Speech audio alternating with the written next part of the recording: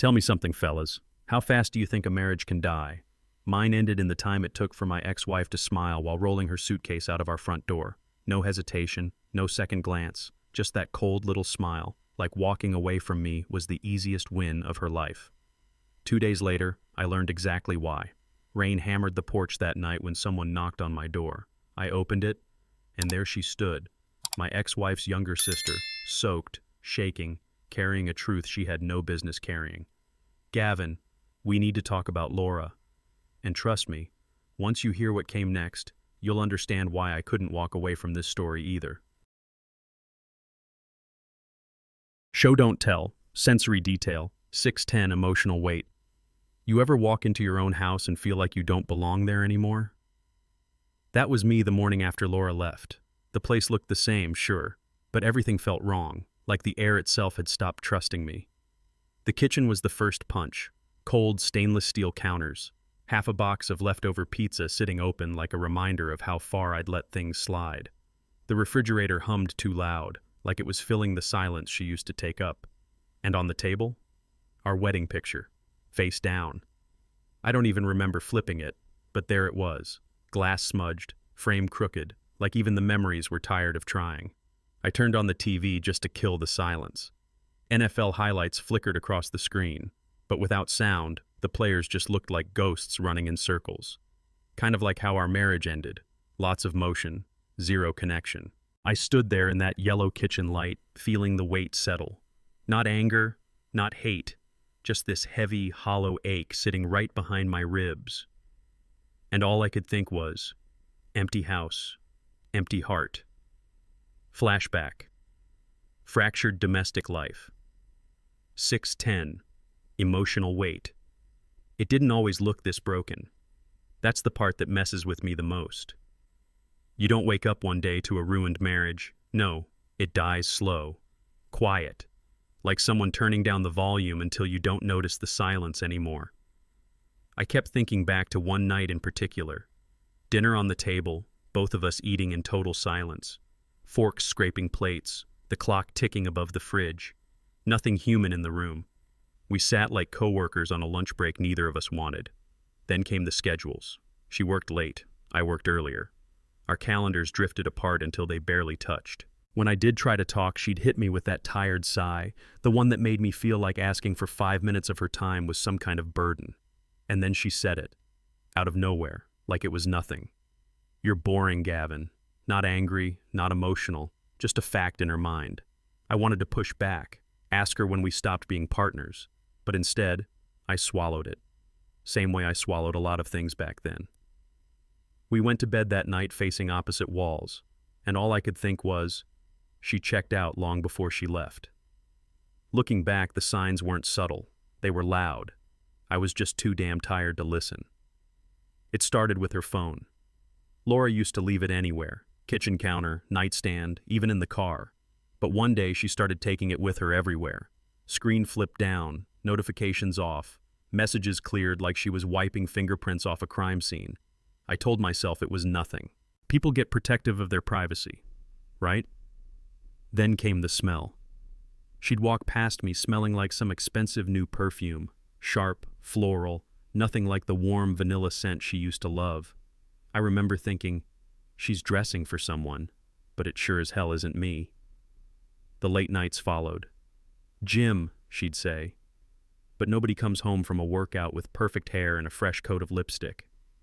And then the clothes, designer gym sets that cost more than my weekly paycheck. She'd hold them against her body and smile at her reflection like she was auditioning for a life I wasn't part of. The kicker? One night, she looked at me and said, calm as ever, I deserve more.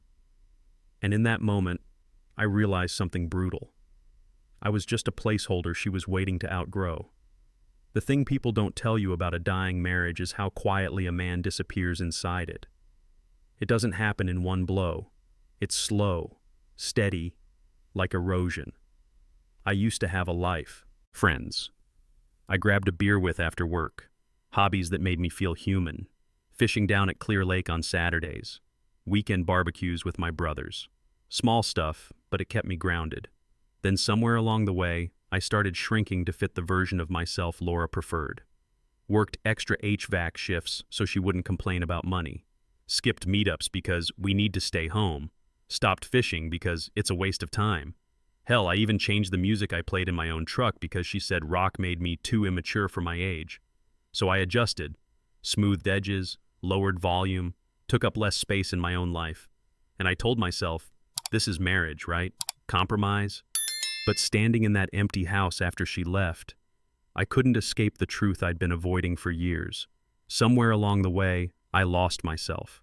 Not to life, not to work, to someone who never planned on loving the man I really was. You'd think signing divorce papers would feel dramatic, loud, messy, like something breaking. But for me, it was quiet. Too quiet. The courthouse was cold in that way government buildings always are. Fluorescent lights humming overhead, worn chairs, that faint smell of old paper and coffee that's been sitting too long. I sat across from Laura, a table between us, though honestly, we'd been worlds apart long before that morning. The clerk slid the documents over. Simple. Clinical. 12 years of marriage turned into a stack of paper clips and signatures. My hand shook just a little when I picked up the pen. Hers didn't. She signed fast, clean, smooth strokes, like she was checking off a to-do list. And when she looked up, she gave me this tiny smile. Sharp, confident, almost proud. That was the part that stung. I closed the folder, leaned back, and said the only thing I could manage without falling apart. It is what it is. She stood, smoothed her jacket, and walked out the door like she was stepping into a brand new life, lighter, freer, untouched. And I just sat there thinking, she smiled like she'd finally won. There's something strange about waking up on the first day after your marriage ends. The world looks the same, but nothing feels familiar. I rolled out of bed late, head heavy, body stiff, like grief had settled into my bones overnight. The house was freezing. I hadn't touched the thermostat, didn't feel like I had the right to adjust anything anymore. Breakfast was a cup of cheap instant noodles and a warm beer I didn't finish. I sat at the kitchen table staring at nothing, listening to the hum of the fridge filling the space Laura used to talk over. It was almost funny, how loud silence can get. Outside, the backyard looked wild, grass overgrown, leaves piled in corners, the kind of mess I normally handled on weekends. Back when life had a rhythm, back when I had a reason to care. When night hit, I lay in bed staring at the ceiling, chest tight, sleep refusing to come, my stomach twisted, heart racing like my body was trying to outrun something it couldn't name. And somewhere between midnight and dawn, a thought settled in. Survival mode. One day at a time. Nothing more. Nothing less. The day after the divorce, my phone wouldn't stop buzzing. Buddies from work, guys from my old bowling league, my brother, all of them asking the same thing. You holding up, man? And like every other guy who's been punched in the gut but refuses to limp, I answered the same way every time. I'm fine. Truth was, I wasn't even close. But men like me, we don't bleed in public. We patch ourselves up in the dark and hope nobody notices the limp in the morning. At one point, I walked past the hallway mirror and didn't even recognize the reflection staring back at me. Eyes sunken, jaw tight. Shoulders slumped like someone had turned down the dimmer switch on my whole life. My chest tightened, sharp and sudden, the way it does when your body knows you're lying to yourself. I gripped the bathroom sink until my knuckles went white, breathing slow, trying to hold myself together long enough to make it through the hour. Maybe I wasn't fine, but I wasn't done either. And as beat up as I felt, one truth stuck in my head like a nail. My pride was bruised, not broken. 2 days after the divorce, I was sitting on the couch staring into nothing when my phone lit up again. A text from Dave, one of the only guys who never sugarcoats anything. Is this her? Just 3 words, but my stomach dropped before I even opened the picture. When the image finally loaded, time stalled. Laura, sitting in some fancy downtown restaurant, holding hands with a guy I'd never seen before.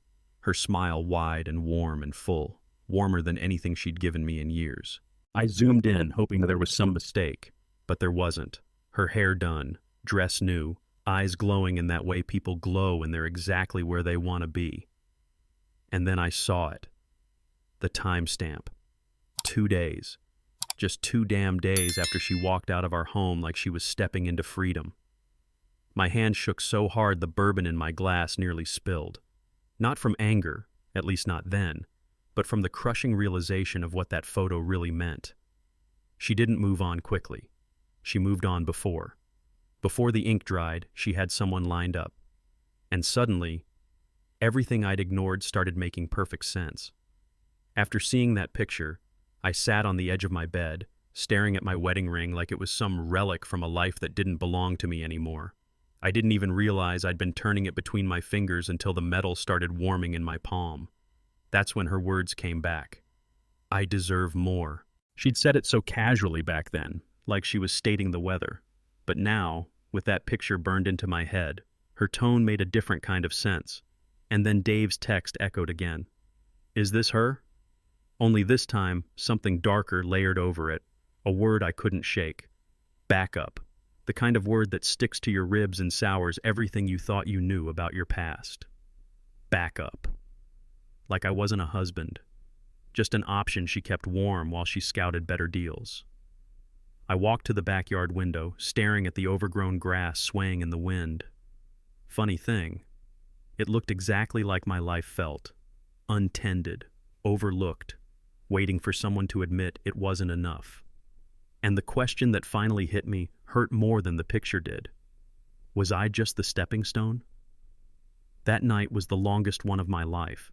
Not because anything dramatic happened. No yelling, no calls, no more pictures. Just silence. And sometimes silence can cut deeper than any truth.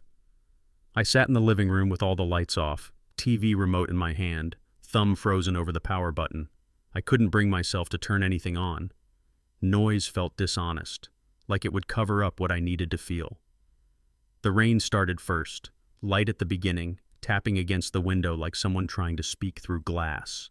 Then the clock on the wall joined in, ticking louder than it ever had before. Tick, tick, tick, like it was counting down the version of me that still believed in my marriage. My breathing went uneven, chest tightening the way it does when you're trying too hard to act unbothered. My heart hammered against my ribs like it wanted out, like it refused to stay in a body carrying this much truth. I leaned back, eyes on the ceiling, letting the dark swallow whatever I didn't have the strength to say out loud. And eventually, the words surfaced. Quiet. Bitter. Honest. The quiet was brutal. By day 4, the house wasn't just quiet.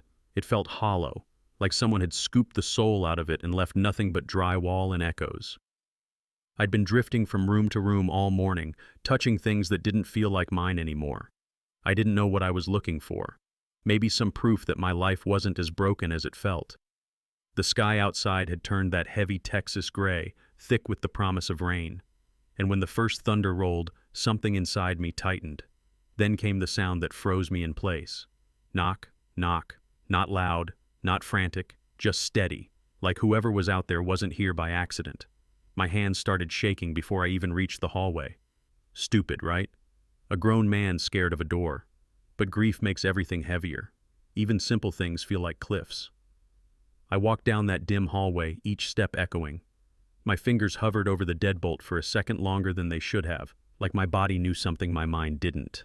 And when I finally unlocked it and pulled the door open, there she was, Hannah, standing in the rain, hair drenched, eyes raw, jacket soaked through.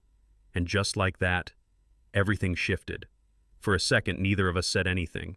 Rain dripped from her hair onto the porch, and she wrapped her arms around herself like she wasn't sure she had the right to be there. I stepped aside without thinking.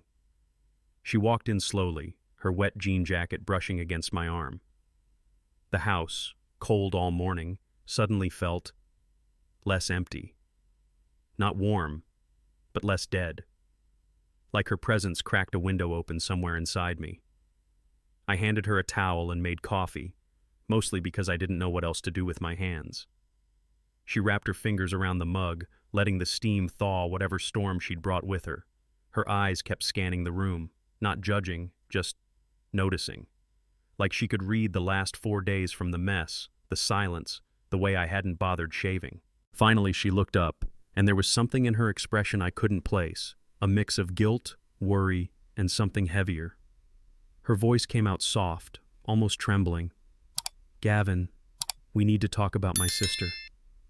And the way she said it, not dramatic, not angry, just tired and honest.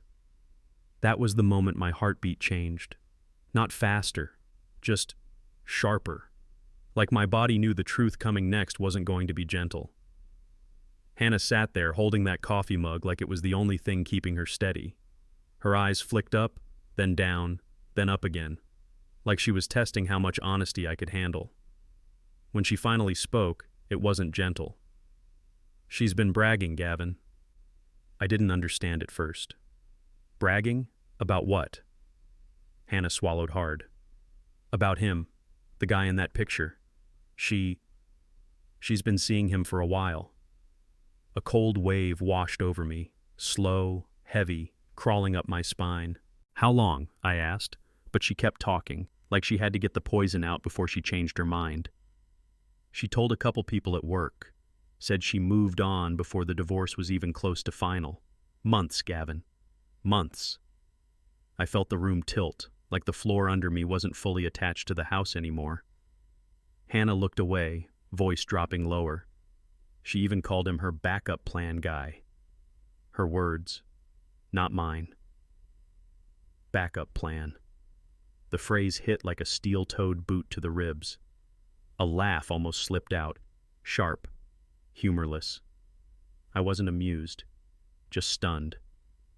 And in that moment, with rain tapping the windows and her voice trembling across the room, reality punched me in the gut. I didn't react at first. My body did, but I didn't. My jaw tightened, my breathing stalled, my fingers curled against my own knee like I needed something to anchor me. Then the question slipped out. Not angry, not dramatic, just hollow. "How long, Hannah?" Her shoulders sagged.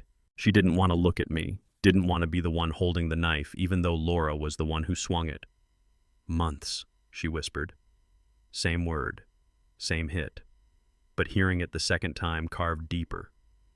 I set my coffee down, but my hand was shaking so bad it nearly spilled. The cup rattled against the table, loud enough to make both of us flinch. I grabbed the edge of the counter behind me, fingers digging in like I needed the cold surface to remind me I was still standing.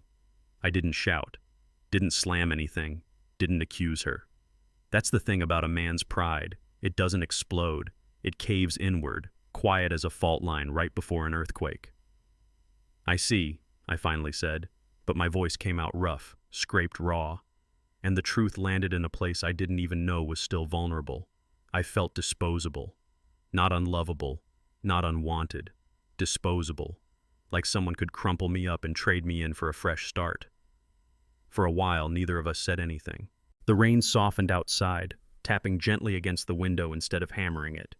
The kitchen lights gave off that warm, late evening glow, and for the first time all day, I didn't feel like I was drowning in my own house. Hannah set her coffee down and spoke quietly, almost like she was afraid her voice might break something fragile inside me. "You didn't deserve that, Gavin." Simple words. Not dramatic, not pitying, just honest. And somehow, honesty hurt less than sympathy. I let out a breath I didn't realize I'd been holding. My shoulders loosened. The tension in my jaw finally unclenched. There was something steady about her presence, something that didn't demand anything from me. I wasn't performing. I wasn't pretending. I wasn't shrinking myself to make room for someone else's mood.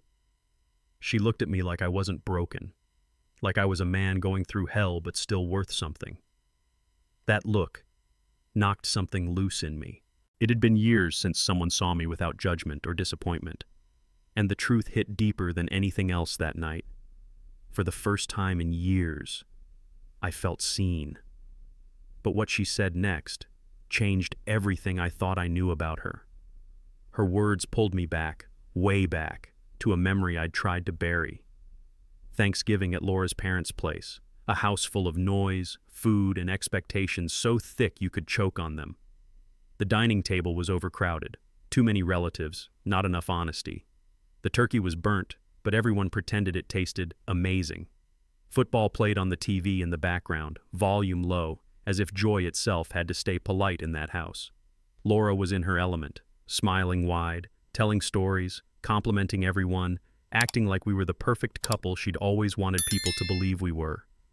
She kept leaning into my arm, laughing louder than the joke deserved, squeezing my hand whenever eyes were on us. But I remembered her letting go the second no one was looking. Across the table, Hannah sat quiet, not sulking, just watching. Watching her sister perform, watching me pretend, watching a whole family play roles they'd memorized too well. No one spoke the truth that day. No one said they were tired, lonely, disappointed, scared. We all smiled until our faces hurt. And as I looked back on it while sitting in my kitchen with Hannah that night, one thought hit me harder than the rest. We all played along. But while I was pretending to be happy, Hannah was hiding something deeper. We sat there in the softened quiet, the rain tapering off outside, and something shifted in Hannah. Her posture changed, shoulders drawing in slightly, eyes turning distant, like she'd opened a door inside herself she'd kept locked for years. "You know," she started slowly, "growing up in that house wasn't easy." I didn't say anything. I just let her speak. Everything was a competition: grades, friends, looks, even who Mom hugged first after school. She gave a tiny, humorless laugh. Laura always had to win, and if she couldn't win, she'd make sure nobody else felt like they did either. I watched her fingers tighten around the coffee mug, knuckles whitening the way mine had earlier. "I spent most of my childhood learning how to be quiet," she continued. "How to stay out of her way. How to shrink myself so she'd feel bigger. It's a habit that's hard to undo." There was no bitterness in her voice, just old wounds speaking their truth for once. She finally met my eyes, and there was a kind of tired honesty there I hadn't seen in a long time. "I know what she can do to people," she said softly, "and I couldn't just watch it happen to you." And in that moment, I stopped seeing her as Laura's sister. I started seeing her as the person who might just save me. After she said that, the room fell into a different kind of silence. Not heavy, not awkward, more like a pause where two people finally saw each other clearly. Hannah set the mug down and stood, smoothing her wet jacket like she was preparing herself for something. She took a small breath, eyes flicking toward the door, then back at me. "Would it be weird," she asked, voice low, "if I checked on you again? You know, just to make sure you're okay?" There was a hesitation in her posture, like she half expected me to tell her she'd crossed a line, like she'd spent her whole life tiptoeing around someone else's reactions. And maybe the old me, the version that tried not to inconvenience anyone, would have told her she didn't have to.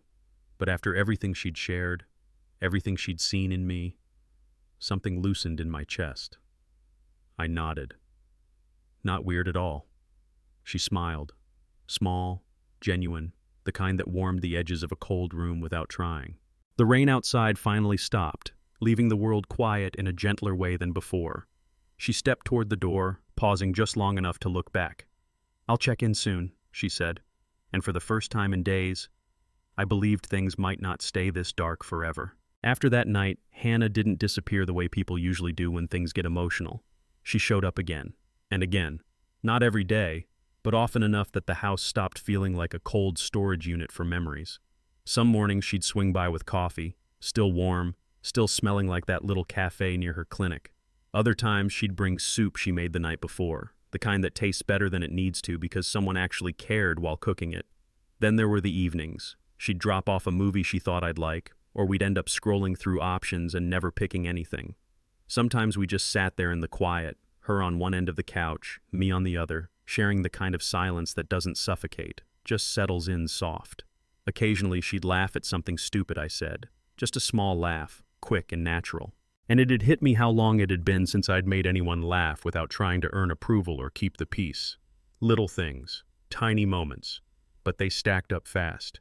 And somewhere in that stretch of days, breathing got easier. Until one day, something, or someone, threatened to pull the air right back out. It was a Thursday evening when she said it. We were sitting out back, the air warm and still after a long Texas day, the sky fading into that soft orange that makes everything feel quieter. Hannah was talking about family, hers, mine, all the messiness we never say out loud. I told her how Laura used to talk about me, the way she painted me as dull, unambitious, predictable, like I was some half-finished version of the man she wanted. I expected Hannah to nod politely, maybe offer sympathy. Instead, she looked at me, really looked, and said, "You're not the man she made you out to be." I froze. Not because the words were loud, but because they cut through me so cleanly I didn't feel the sting until a second later. I turned away, staring out at the backyard, the grass still long, the fence weathered, the whole place looking tired but steady. Something in my chest shifted, like a window cracked open in a room I'd kept sealed shut. I exhaled, a long, honest breath I didn't know I'd been holding. That sentence, simple as it was, did something no apology or explanation ever could. It reminded me I wasn't defined by someone who stopped seeing me years ago. It reminded me I was still here, still whole, maybe even worth more than I'd ever let myself believe. And in that quiet moment, a window inside me finally opened. But I didn't realize yet. Someone else was about to challenge what I thought I'd already healed. It was late afternoon when my phone buzzed, an unknown number at first glance, but I knew that rhythm. Laura never changed her habits. 3 quick vibrations. Pause. 1 more. I answered without thinking, then immediately regretted it. "Hey," she said, casual. Too casual. Like we were old friends catching up instead of 2 people who just tore a life apart. "I realized I left some things at the house," she continued. "Mind if I stop by tomorrow to grab them?" No apology, no hesitation. Just stepping right into my day like she still owned space in it. I swallowed. "When?" "Afternoon. I won't stay long."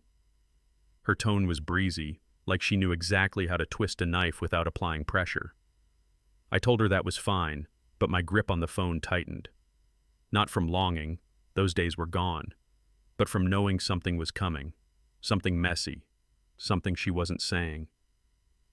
After we hung up, I stared at my reflection in the dark screen, a man who'd crawled his way out of the wreckage, about to face the one person who'd lit the match, and deep down, I felt it in my bones. A storm was on the way. She showed up right on time the next day, because of course she did. Laura always performed best when she had an audience, even if the only audience was me. She walked in wearing a dress that probably cost more than my month's groceries. Her perfume hit first.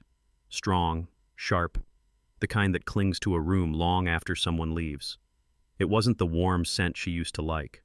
This one was louder, hungrier. She scanned the living room like she was appraising it, chin slightly lifted the way she did when she wanted to feel above everything. "Looks different," she muttered. But then her eyes landed on the couch. More specifically, the folded throw blanket Hannah left 2 nights ago. Light gray, soft. Something that belonged to a different kind of woman.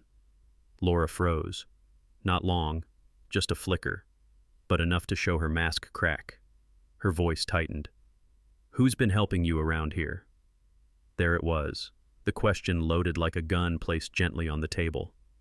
I didn't answer. Didn't need to. The room already told her the truth she didn't want to hear. Her gaze sharpened, jealousy twisting into something hot and ugly behind her eyes. And in that moment, I knew this wasn't about the things she left behind. It was about the things she suddenly wanted back. Laura didn't even pretend to look through the boxes she claimed to come for. She just stood there, arms crossed, eyes fixed on that blanket like it was evidence in a crime scene. "So," she said, voice sharp, "you moved on fast." I let the words sit in the air. A younger version of me, the one trained to keep the peace, might have apologized, explained, softened the blow. But that man was gone. I looked straight at her. "Fast?" says the woman who started before we even signed anything.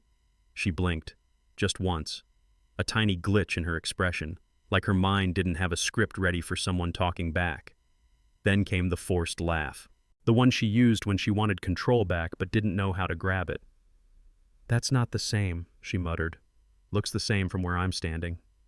Her smile tightened, eyes narrowed, jaw ticked. She wasn't used to me pushing back, wasn't used to me being anything other than the man who swallowed his anger so she could feel bigger. For a full second, she had nothing to say, nothing to fire back.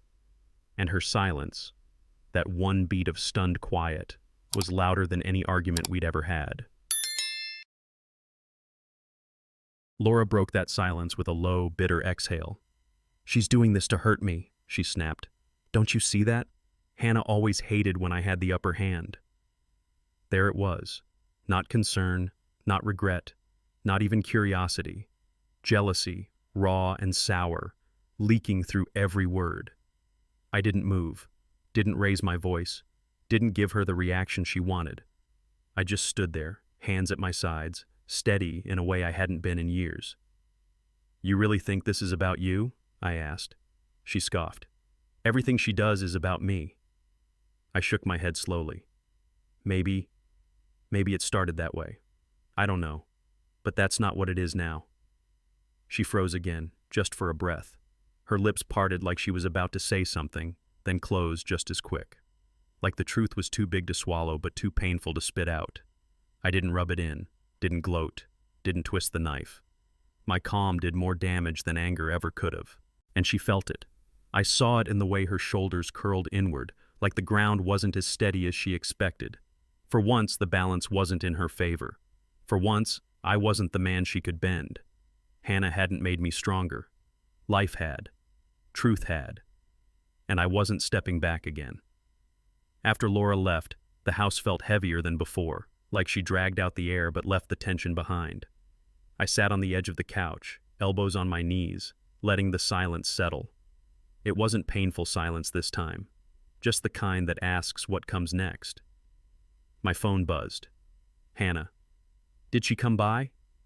I stared at the screen for a moment before typing back. "Yeah." A pause. 3 dots. Then, "I'm sorry. I didn't mean to make things harder."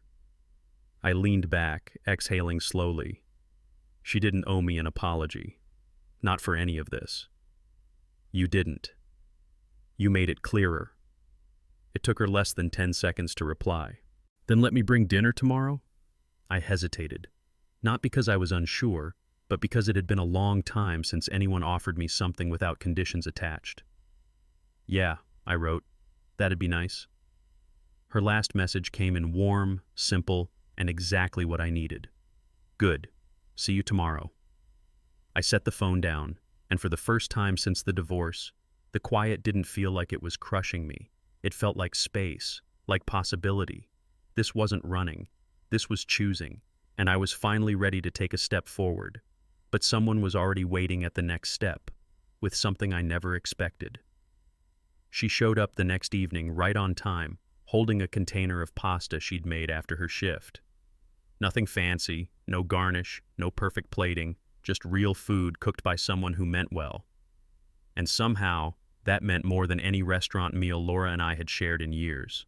We sat at the small kitchen table, the same one that had felt like a battlefield not too long ago. But tonight, it was different. Lighter. Easier. Hannah asked how I was doing, not out of politeness, but because she genuinely wanted to know. I answered honestly. We talked about work, about family, about the kind of things most people don't bother sharing unless they feel safe. Every now and then she'd laugh, those small, soft laughs that slipped out before she could stop them. And without meaning to, I found myself smiling at things I didn't even know were funny. After dinner, we moved to the couch. Not close, not far, just right. At one point, she let her head rest against my shoulder. No tension, no uncertainty. Just quiet breathing and the warmth of another human being choosing to be there. For the first time since everything fell apart, it felt like home again. Not perfect, not fixed, but real and safe. But just when I thought the storm had passed, something started rumbling in the distance. It didn't take long for the whispers to start. Small towns, old neighborhoods, shared friend groups, they all work the same way. One person talks, another adds a twist, and suddenly, you're the headline in a story you never asked to be part of. A guy from my old bowling league texted me, "Group chat's blowing up. You okay?" I didn't answer. Later that night, I took the trash out and caught two neighbors slowing down their conversation as they walked by. One of them muttered something that sounded a lot like villain. I didn't look up, didn't correct them, didn't defend myself. Not because I agreed, hell no. Because explaining your side to people who already picked their narrative is like yelling into a storm. It doesn't carry, it doesn't matter. But I'd be lying if I said it didn't sting. Being painted as the bad guy in a story where you were the one left bleeding, that hits different. Still, I kept my head down, kept breathing, kept moving. If there's one thing divorce teaches a man, it's this. Validation from the wrong people is poison. And I wasn't about to beg for anyone's version of mercy. It stung, but I wasn't going to beg. Work saved me in ways I didn't expect. HVAC isn't glamorous, never has been. It's hot attics, loud units, sweat soaking through your shirt before noon. But it's honest. And after weeks of emotional wreckage, honest felt like the only thing I could trust. That Monday, I climbed into my van before the sun was up. The steering wheel was warm from the heat trapped overnight. Classic rock hummed low through the speakers, something steady, something familiar. My first call was a busted heating line. Middle-aged couple, worried their pipes would freeze. I crawled under their house, tools in hand, doing the kind of work that doesn't leave room for thinking about heartbreak or rumors or the ghosts living in your phone gallery. When the heat kicked back on, the husband clapped my shoulder and said, "Didn't know people still work this hard." I shrugged it off, but it stuck with me. I grabbed a cheap sandwich for lunch, ate it in the van with the windows rolled down, sweat drying on my neck.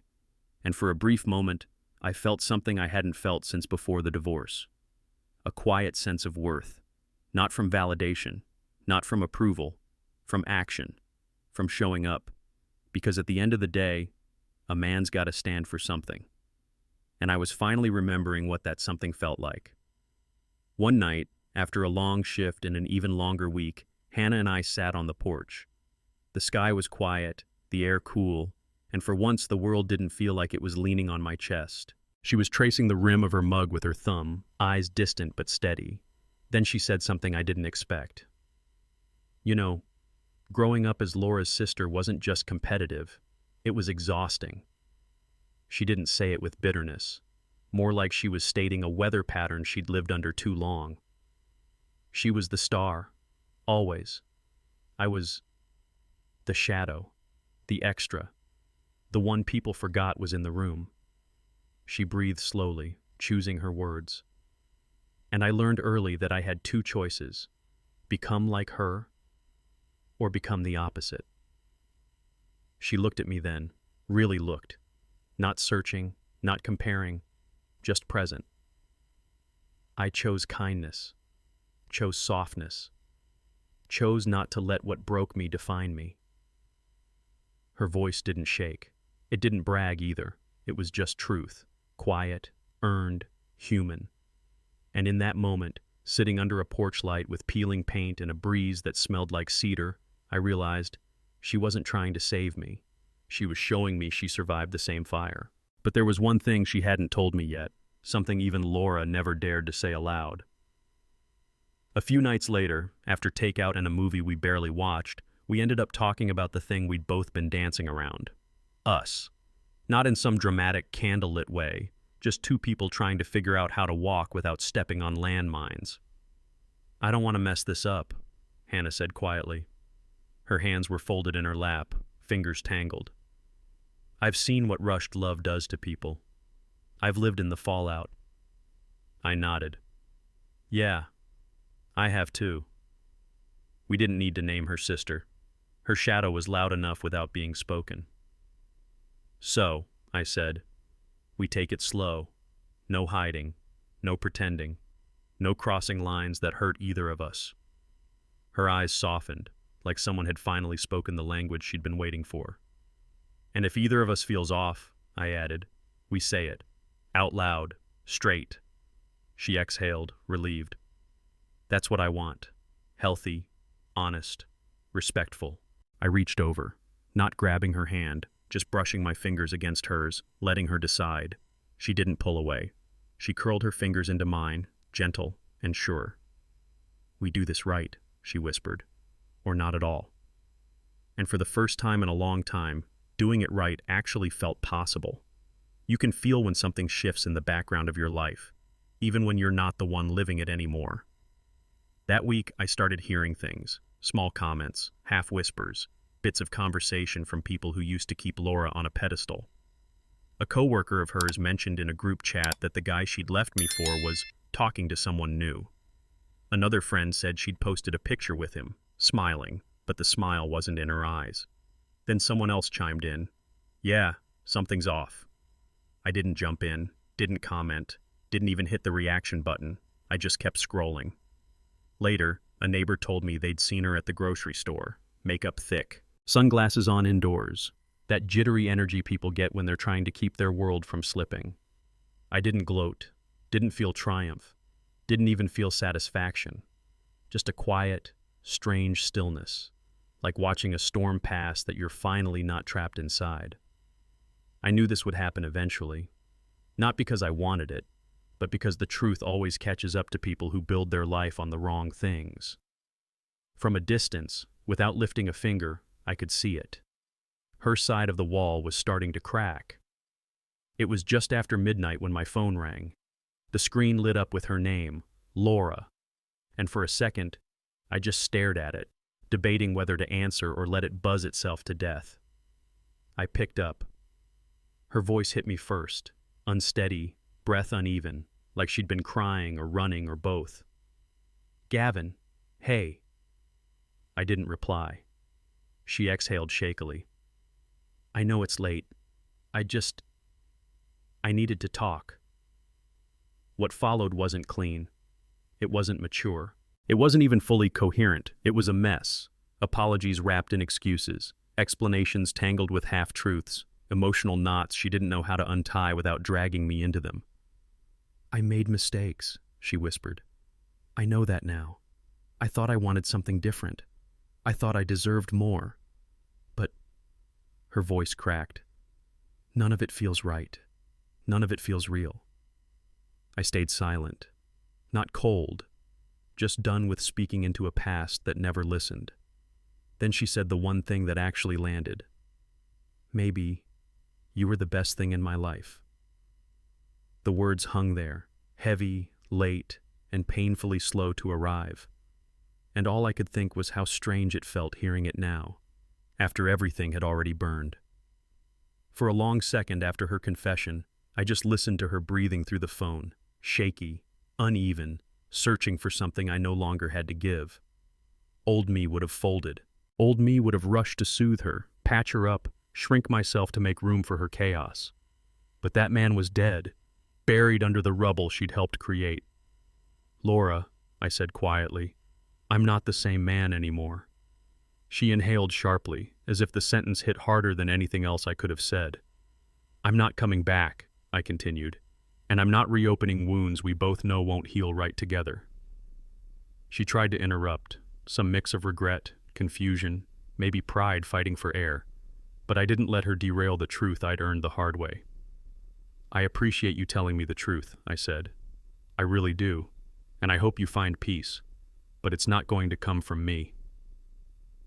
The silence on her end cracked, soft, stunned, almost childlike. Then I said the words that closed the chapter for good. Take care of yourself, Laura. I hung up. No anger, no shaking hands, just a strange, powerful calm settling into my bones. I finally drew the line, and for the first time in years, I felt like I belonged on my own side. The days that followed weren't clean. People who didn't know the story decided they did. A fresh round of rumors started spinning, louder, meaner, and somehow more creative than the last batch. A couple folks even threw jabs online, the kind that sting more because they come from people who never said a word to your face. But something inside me had shifted after that call with Laura. The noise didn't crush me the way it used to. Hurt? Sure. But it didn't own me. Instead, I made myself a promise. If I couldn't control the storyline, I'd control the man living through it. I hit the gym again, not to impress anyone, just to feel my lungs burn for something real.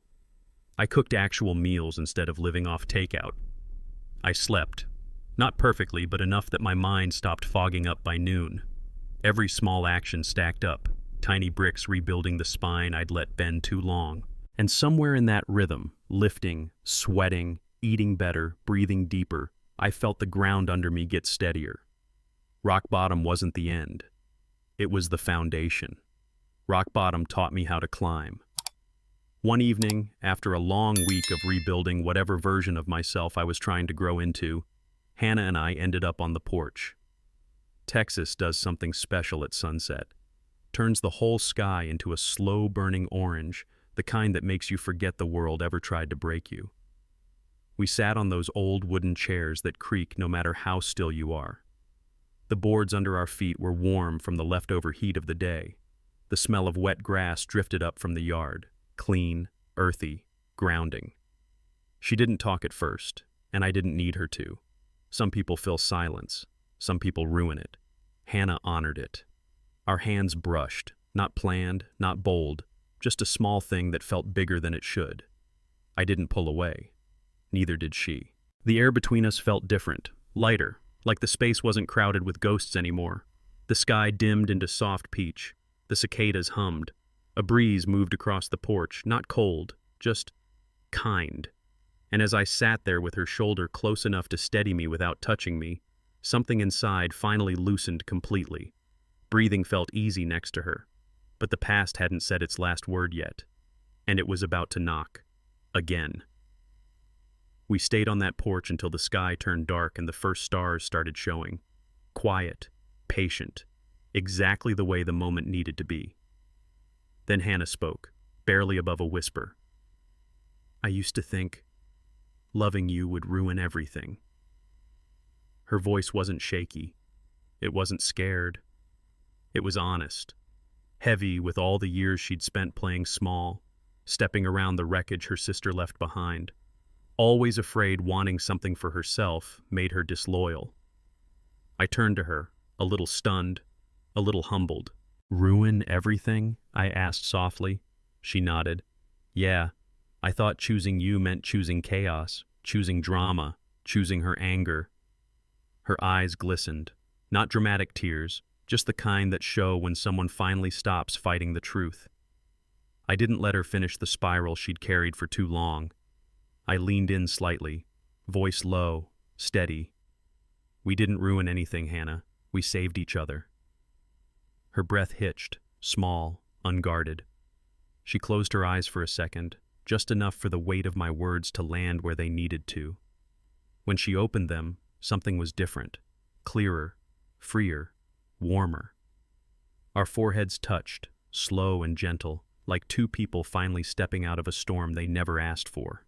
In that moment, everything aligned, the pain, the healing, the second chances neither of us saw coming. And for the first time, the story felt like it was ours. A few days after that night on the porch, I opened my email during lunch and saw her name. Laura. Bold as ever. The message was long, longer than anything she'd written during our marriage. Paragraphs stacked with promises, apologies, and sentimental lines she never said when it mattered. She wrote about change, about clarity, about wanting to start over. She even attached old photos, our trips, our smiles, versions of us that didn't survive real life.